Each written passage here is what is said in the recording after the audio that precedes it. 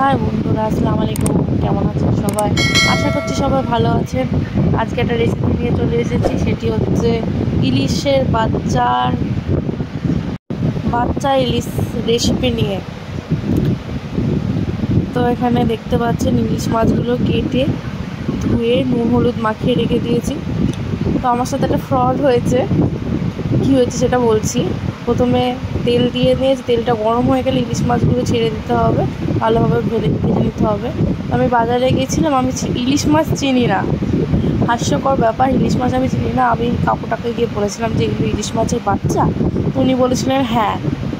তো বাড়িতে এসে যখন আমি মায়ের কাছে বাবার কাছে নিয়ে আসি, তখন ওনারা বলে এটা ইলিশ মাছের বাচ্চা না, এটা খোকা ইলিশ। তো আমি তো জানি না, সেই হিসাবে আমি তো ফ্রড হয়ে গেছি। তো যাই হোক, এখন যেটা এনেছি সেটাই রান্না করতে হবে। তো মাকে বললাম যে ইলিশ মাছের মতনই রান্না করো। তো মা মাছগুলো ভেজে নিয়েছিল।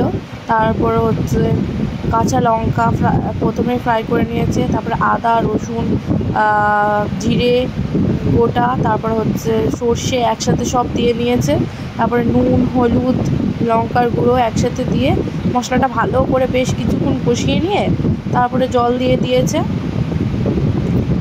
আবারও কিছুক্ষণ কষিয়ে নেবে। তো এবার মা টোটাল জলটা দিয়ে দেবে।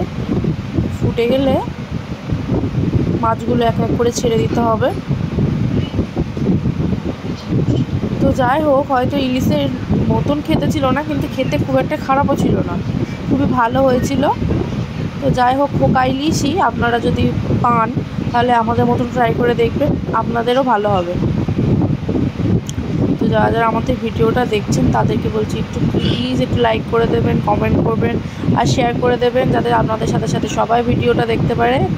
আর একটু সাবস্ক্রাইব করে দেবেন যারা এখনও সাবস্ক্রাইব করেননি। এই যে আমাদের মাছের রেসিপিটা পুরো রেডি হয়ে গেছে, দেখতে পাচ্ছেন। খেতে অনেক সুন্দর হয়েছিল, দেখতে আরও বেশি সুন্দর হয়েছিল। Bye bye, thank you for watching.